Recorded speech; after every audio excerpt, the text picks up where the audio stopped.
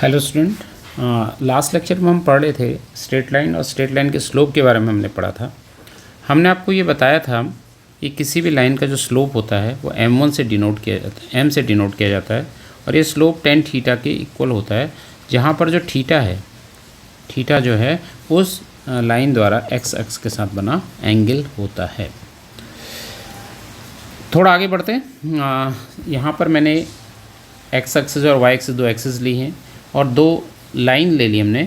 ये लाइन, पहली लाइन को मैंने L1 नाम दे दिया और दूसरी लाइन को मैंने L2 नाम दे दिया। ये दोनों लाइंस पैरेलल लाइंस हैं और सपोज ये पहली जो लाइन है ये पॉजिटिव x एक्स के साथ, जो कि हमारे राइट हैंड साइड में है, ये θ1 का एंगल बना रही है और ये दूसरी लाइन है ये पॉजिटिव x एक्स के साथ θ2 का एंगल बना रही है। तो इस प्रकार से दो पैरेलल लाइंस मैंने ली हुई हैं, इनके बीच या इनके स्लोप्स के बीच में क्या रिलेशन होगा उसको हम देखने जा रहे हैं। अब यहाँ पे क्लियर है कि L1 और L2 जो लाइन है ये पैरेलल हैं, L1 L2। अगर L1 L2 पैरेलल लाइंस हैं तो इनके जो स्लोप्स यहाँ पे जो बना रहे हैं, जो पॉजिटिव x एक्स के साथ ये एंगल्स बना रहे हैं, ये क्रॉसपॉन्डिंग एंगल्स हो जाएंगे। क्योंकि दो लाइंस पैरेलल हैं तो ये θ1 और θ2 क्रॉसपॉन्डिंग एंगल्स हो जाएंगे, तो θ1 और θ2 इक्वल हो जाएंगे। ये हैं क्रॉसपॉन्डिंग एंगल्स, इनको आप हिंदी में संगत कोण बोलते हैं। तो दो समांतर रेखाओं के संगत कोण बराबर हैं, ये आपने पढ़ा है। तो θ1 और θ2 इक्वल हो गए।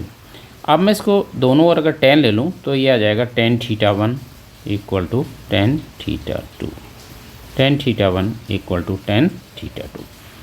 अब tan थीटा जो होता है, tan थीटा किसी भी लाइन का स्लोप होता है। तो tan θ1 is the slope of first line, L1 का स्लोप हो जाएगा। कहने ये हो गया, मैंने इसको M1 नाम दे दिया। ऐसी tan θ2 सेकेंड लाइन का स्लोप हो गया, ये M2 हो गया। तो कंडीशन बन गई, अगर दो लाइंस पैरेलल हैं तो उनके स्लोप्स भी, उनके जो स्लोप होते हैं वो इक्वल होते हैं, या इसका रिवर्स भी आप बोल सकते हैं। अगर दो लाइंस के स्लोप इक्वल आ रहे हैं तो वो लाइन एक दूसरे के पैरेलल होंगी। अब एक दूसरी कंडीशन हम लेके चल रहे हैं। दूसरी कंडीशन ये है कि मैंने ले लिया, यहाँ पर देख सकते हैं हमने x एक्सिस और y एक्सिस यहाँ पे भी लिए हैं। एक x एक्सिस लिया है, y एक्सिस है, एक दूसरे को मीट कर रहे हैं, तो ये आपका ओरिजिन है। तो यहाँ पे मैंने फर्स्ट लाइन ले ली, ये फर्स्ट लाइन हमारी है L1। ये फर्स्ट लाइन इससे x axis, positive x axis से θ1 का एंगल बना रही है।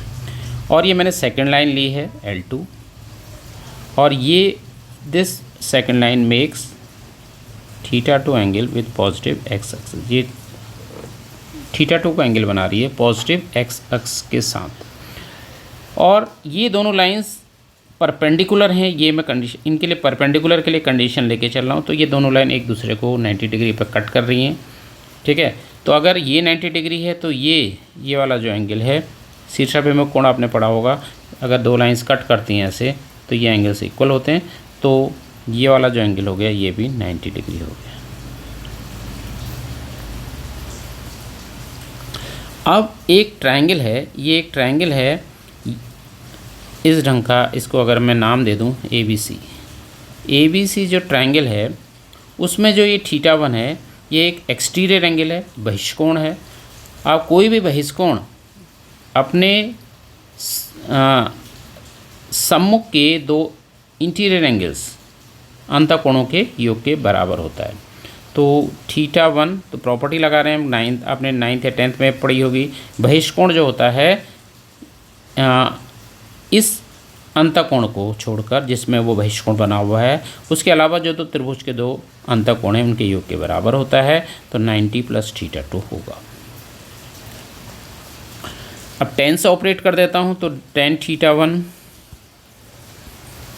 इक्वल टू tan 90 + θ2 इस ढंग का आ गया। अब tan थीटा हमने पढ़ा स्लोप ऑफ द लाइन, तो tan θ1 slope of the first line, तो ये हो गया M1। और tan 90 + θ2, tan 90 + जो होता है माइनस कॉट होता है, तो माइनस कॉट थीटा 2 हो जाएगा। और कॉट को हम लिख सकते हैं 1/10, तो 1/10 थीटा 2 हो जाएगा। तो further implies m1 equal to -1/10 theta 2। जैसे टेन थीटा m के इक्वल होता है, टेन थीटा 1 को हमने फर्स्ट लाइन का स्लोप लिखा, ऐसे tan theta 2 is the slope of the second line. Cross multiply कर दें, इस m2 को इधर लेकर मैं लेके आ जाऊं, तो आ गया m1 m2 equal to -1, m1 m2 equal to -1। तो इसका मतलब क्या है, क्या कंक्लूजन निकल रहा है? कंक्लूजन ये निकल रहा है, अगर दो परपेंडिकुलर लाइन्स हैं तो उनके जो स्लोप्स हैं का जो मल्टीप्लिकेशन है वो -1 के इक्वल होता है। If two lines are parallel, if two lines are perpendicular, then the slope multiplication of their slopes is equal to -1। या इसको हम रिवर्स में भी बोल सकते हैं, अगर दो लाइन्स के स्लोप्स का मल्टीप्लिकेशन -1 आ रहा है तो वो लाइन एक दूसरे की क्या होंगी, परपेंडिकुलर होंगी 90 डिग्री। तो ये याद रखना है, दोनों कंडीशन आपको याद रखनी है, पैरेलल की कंडीशन और परपेंडिकुलर की कंडीशन दोनों आपको याद रखनी है। लास्ट लेक्चर में हमने एक और फॉर्मूला पढ़ा था, जब अगर किसी लाइन पे दो पॉइंट्स हमें पता थे ए बी, ए के कोऑर्डिनेट हमने ले लिए थे x1 y1 और बी के कोऑर्डिनेट मैंने लिए थे x2 y2, तो इनका जो स्लोप होता है, slope of A B m जो होता है, difference of their y coordinates upon difference of their x coordinate. इसको हमने प्रूव भी किया था।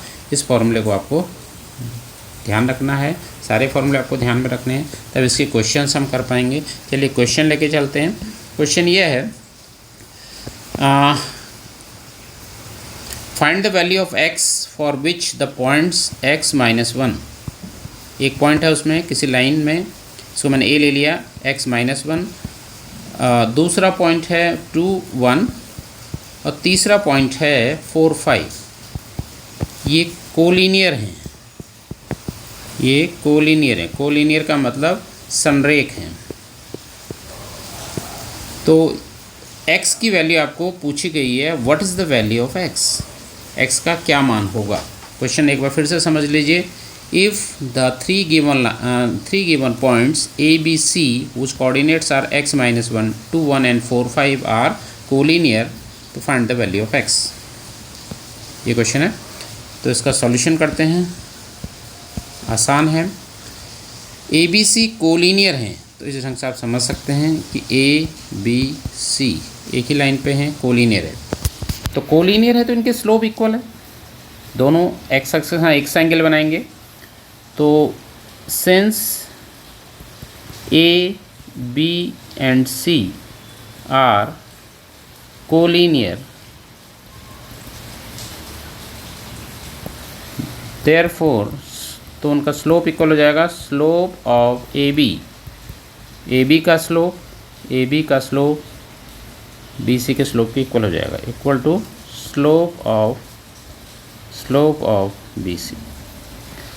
अब किसी लाइन का स्लोप आपको बता रखा है, जब कोऑर्डिनेट आपको पता होती हैं तो उनके y कोऑर्डिनेट का डिफरेंस, तो y कोऑर्डिनेट पहले b का लेंगे, y टू b से होगा, तो 1 -1 1 1 -1 difference of y coordinate A B के देखने, और difference of x coordinate 2 - x equal to slope of B C में ये दोनों पॉइंट लेके चलने हैं, 5 - 1 y कोऑर्डिनेट का डिफरेंस अपॉन x कोऑर्डिनेट का डिफरेंस 4 - 2।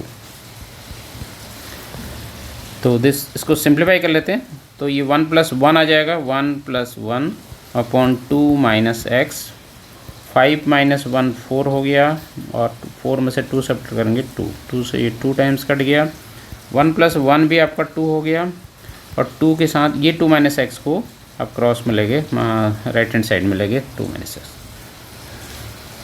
तो दिस फर्दर इम्प्लाइज क्या आ जाएगा, 2 = 2 2 जा 4 - 2x। अब x की वैल्यू निकालनी है तो इसको आप पॉजिटिव साइड में लेके आ जाइए, 2x = इस 2 को आप इधर लेके जाएंगे 4 - 2 और x = 2/2 दैट इज 1। तो आंसर आ जाएगा x की वैल्यू 1। तो इस फॉर्मूले पर आधारित क्वेश्चन पूछे जाते हैं, बहुत आसान था। एक और क्वेश्चन देखते हैं, क्वेश्चन है if 3 points H0 AB and 0K lie on a line, एक ही लाइन पे लाई करते हैं या एक ही रेखा पर हैं। यदि ये 3 बिंदु एक ही रेखा पर हैं, देन सो दैट, तो आपको प्रूफ करना है, देन दिखाइए या so that A/H plus B/K equal to 1, ये प्रूफ करना है। तो इसका सॉल्यूशन करते हैं। पॉइंट्स, पहला पॉइंट को मैंने A लेके चल रहा हूँ H0, दूसरा पॉइंट ले लिया मैंने B AB, तीसरा point C 0K। Since ABC lie on a line, ये तीनों एक ही रेखा पर हैं, ABC एक ही रेखा पर हैं, हिंदी में से लिख लेंगे। देयरफॉर पिछले क्वेश्चन की तरह वही एक ही रेखा पर हैं, तो इनके स्लोप में क्या रिलेशन होगा, स्लोप इक्वल होगा, AB का स्लोप BC के स्लोप के इक्वल होगा। Therefore slope of AB equal to slope of BC। Slope of AB वही, जब कोऑर्डिनेट्स पता होती हैं तो y2 minus y1 upon x2 minus x1 वाला ही फॉर्मूला आपको अप्लाई करना है। तो y2 माइनस y1 यहाँ पर हो जाएगा b minus 0, x2 minus x1 a minus h equal to BC में ये दोनों को देखिएगा, y2 minus y1 k minus b upon x2 minus x1 0 minus a। Simplify कर लेते हैं इसको, 0 सब्ट्रैक्ट करके मान चेंज नहीं होगा, k minus b upon minus a। Cross multiply कर लेते हैं, minus a into B minus A B, a into K A के, a इंटू बी माइनस में है तो minus A B minus H K और प्लस एच बी, ऐसा कुछ आ जा रहा है। तो माइनस ए बी देखिए दोनों साइड में है तो इसको आप कैंसिल कर सकते हैं। तो दिस फर्दर इम्प्लाइज, इसमें से ये नेगेटिव टर्म्स है, इसको आप लेफ्ट हैंड साइड लेके आ जाइए, तो एच के इक्वल टू ये बच जाएगा ए के प्लस एच बी। अब जो प्रूफ करना है वो देख लेते हैं, A/H plus B/K equal to 1, तो ये 1 लेके आना है, तो यहाँ हमारा है HK, तो HK से डिवाइड कर देंगे होल इक्वेशंस को, HK/HK इक्वल टू, दोनों साइड को कर रहे हैं तो AB प्लस HB/HK, तो दिस इम्प्लाई HK/HK सेम चीज़ हम डिवाइड हो रहा है 1, यहाँ इसको सेपरेटली डिवाइड कर देंगे इस ढंग से, अलग अलग डिवाइड कर देते हैं। तो कुछ टर्म कैंसिल हो रहे हैं, K से K कैंसिल हो रहा है, यहाँ H से H कैंसिल हो रहा है। This implies 1 equal to A/H plus B/K, ये प्रूफ करना है हमें, और मतलब A/H plus B/K equal to 1 इति सिद्धम, और यह प्रूफ हो गया है। तो इस ढंग से इसको करेंगे। तो ऐसे क्वेश्चन पूछे जाते हैं एग्जाम में, ज़्यादा ध्यान से देखिएगा और समझिएगा।